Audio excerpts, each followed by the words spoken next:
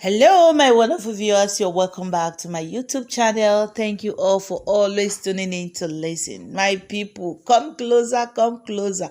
Una know say yesterday I dropped a video about Burkina Faso president. It be like say the guys are go begin they drop things concerning the guy matter. The guy na person, na president, na human being wey be say Nigerian youth need to emulate.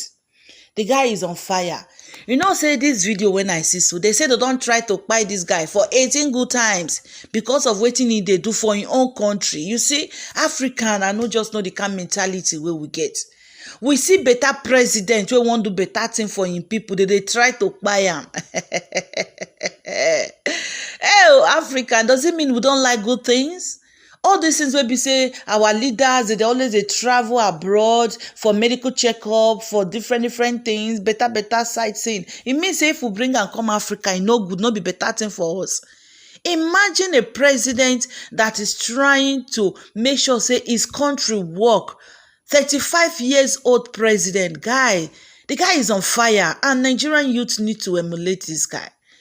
They need to emulate this guy. No say na the youth. In short, when we dey hear the talk say, when we dey hear our people, they talk say, our elderly women, elderly men, they talk say, the youth are the future of tomorrow. This is what this guy represents.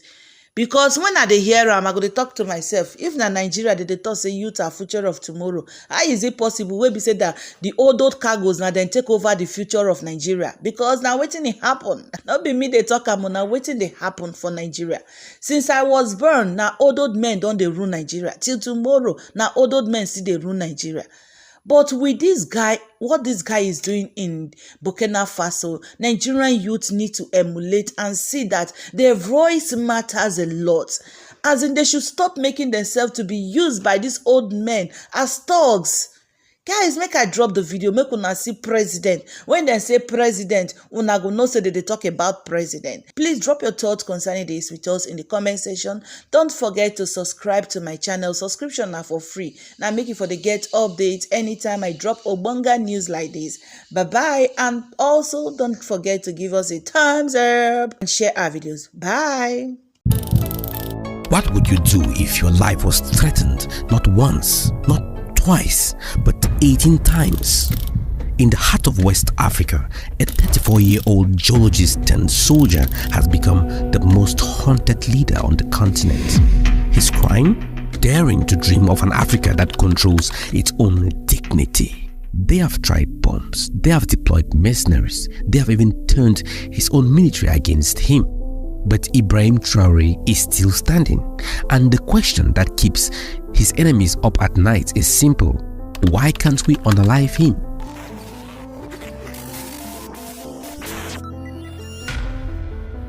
Welcome to the Strategic Lens on Africa Today, where today we are going beyond the headlines to uncover one of the most remarkable stories of survival on the African continent. Now, before we dive into the assassination plots, let me paint you a picture of Burkina Faso. This landlocked nation of 21 million people has long been caught between forces beyond its control. Colonial exploitation, terrorist insurgencies, and economic hardship have shaped its turbulent history. Many compare Traore to Thomas Sankara, Burkina Faso's revolutionary leader of the 1980s, who was assassinated after daring to challenge France's grip on the country. And here is where things get interesting. Ibrahim Traore wasn't born into a privileged family. Raised in the small town of Bondokui, he studied geology at a university, and by 2010 he joined the military. His rise through the ranks was rapid, serving in UN peacekeeping missions in Mali and earning commendments for his leadership in counter-terrorism operations. But in 2022, Burkina Faso was in crisis. Islamist insurgents had taken control over 40% of the country's territory, and the military, led by Paul-Henri Damiba, had already staged one coup that January. On September 30th, 2022, Captain Ibrahim Traore led a second coup, declaring that Damiba had failed to address the security situation. At 34, he became the world's youngest head of state, launching more than 18 much needed factories in Burkina Faso within 6 months. But here's what most media won't tell you. Ibrahim Traore wasn't just any power-hungry military man. He even refused an increase in his salary when he became the head of state. He chose instead to maintain his salary as a commander, since he was a commander before taking power. His first actions in power sent shockwaves in power halls in Paris and Washington. He expelled French troops, cancelled exploitative mining contracts, forged new alliances with Russia, and began implementing policies reminiscent of Thomas Sankara's revolutionary vision. From mandating locally made clothing for public servants to freezing corrupt officials' assets. And that's when the assassination plots began.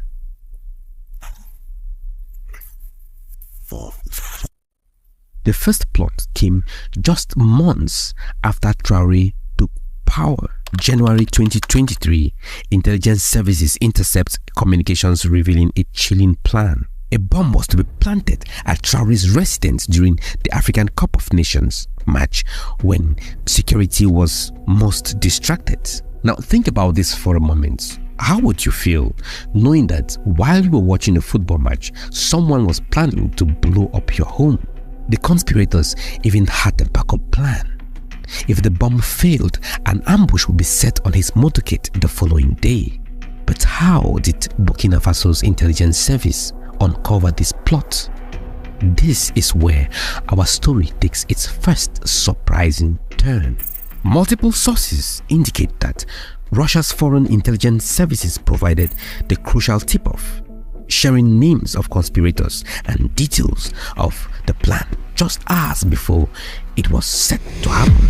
But then what most people don't understand is that this assassination attempt was not an isolated incident. It was the first in what would become a pattern, a concerted campaign to eliminate a leader who dared to challenge the established order. By September 2023, authorities announced they had foiled another coup attempt. Lieutenant Colonel Everett Sumner and former government minister Prosper Basole were among those arrested. But here is what makes this case particularly fascinating. The threats of this plot led directly to the man Traore had just overthrown, Paul-Henri Damiba, who had fled to neighboring Togo. And behind Damiba, a network of interests that didn't want to see Burkina Faso chart its own course. But the most shocking attempt was yet to come.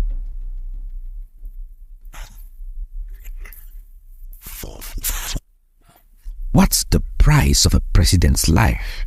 In Burkina Faso, apparently, it's 5 million. The plan was as audacious as it was simple. The influential figure, whose identity has never been publicly revealed, arrived in Burkina Faso. He deliberately cultivated relationships with soldiers in Traore's inner security circle. If you could help me eliminate Ibrahim Traore, he told them, I'm going to pay you over $5 million. The soldiers appeared to accept. The mysterious figure paid them the $5 million and gave them special ammunition.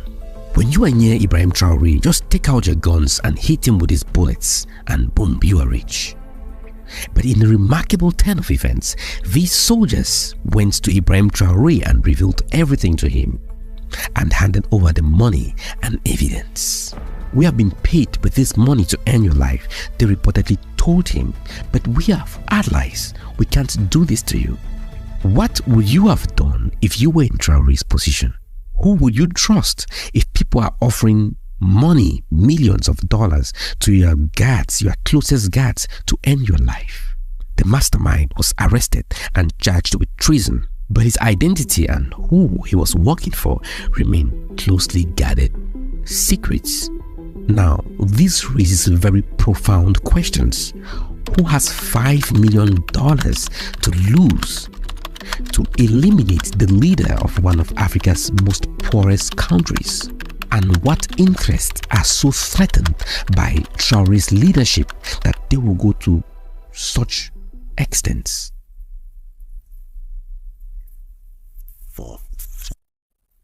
Contrary to what many people believe, Burkina Faso is not poor. Burkina Faso is the fourth largest producer of gold in Africa. And just for a reminder, more than half of all gold that is mined, that have been mined on earth, comes from Africa. Burkina Faso has significant deposits of zinc, lithium, manganese, and many other rare minerals. Its cotton is prized worldwide. For decades, these resources flowed out of the country, primarily benefiting foreign corporations and the local elite who facilitated these arrangements. Many assume that terrorism is the biggest threat to Burkina Faso. But what if I told you that terrorism might be actually a tool that is used by external powers to control mineral resources within this region? Ibrahim Traore himself has suggested this connection, pointing out that terrorist activities mysteriously intensified after he expelled French forces and cancelled exploitative mining contracts. Then there is the regional dimension. The Economic Community of West African States, ECOWAS, heavily influenced by France, imposed sanctions on Burkina Faso and even threatened it with military intervention. What we are witnessing isn't just one man's survival. It's about the future of resource sovereignty in Africa. And caught in the middle of this struggle is a global power competition. As France's influence wanes, Russia has stepped in, providing security assistance, intelligence support, and diplomatic backing to Traore's government. Most Western media portray this as Russia opportunistically expanding its influence. But for Burkina Faso's perspective, this partnership offers something France never did: respect for their sovereignty and security support without the colonial baggage. And this explains why, despite Western criticism of his authoritarian leadership, Traore enjoys widespread popular support at home, especially among young people who see him as fighting for their future. These assassination attempts on Ibrahim Traore aren't just about removing one man. They are about suppressing an idea. The dangerous idea that African countries can't control their own resources and chart their own destiny.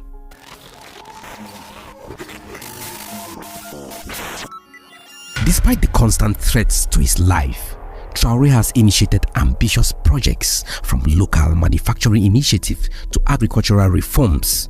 He mobilized thousands of civilians, volunteers to defend communities against terrorist attacks. Areas once controlled by jihadis are gradually being reclaimed. Markets are reopening and more than 400 schools have reopened. But the question remains, can this revolutionary vision survive? History is littered with African leaders who challenged the status quo only to be eliminated. From Patrice Lumumba to Thomas Sankara. And Ibrahim Traore knows this. He keeps a picture of Thomas Sankara in his office and often quotes him. And like Sankara, he lives relatively modestly, refusing the luxuries that comes with power. You know what's remarkable about Ibrahim Traore? It's not just his survival against the odds. It's that he hasn't become paranoid or reclusive despite the constant threats. He still appears in public, meets with citizens, and pushes forward with his vision. And across Africa, his example is inspiring the new generation to question established order. From Mali to Guinea, from Niger to the diaspora, young Africans are asking, what if we too control our own resources? What if we too charted our own destiny? The assassins may still be plotting, the geopolitical chess players may still be moving their pieces, but something has fundamentally changed in Burkina Faso and beyond. The story about Ibrahim Traore's survival is still being written. And honestly, I don't know how it ends. Will he succeed where others have failed? Will the forces arrayed around him eventually prevail? What I do know is that each assassination attempt that fails makes the idea he represents even stronger, that African resources should benefit African people, and that even the smallest nations have the right to determine their own future. So I'm curious, do you think that leaders like Ibrahim Traore represent the future of Africa? Or do you think they are fighting forces that are too strong to overcome? Share your thoughts in the comments below. This has been The Strategic Lens, looking beyond the headlines to understand the forces that are shaping our world. And until next time, keep your lens focused.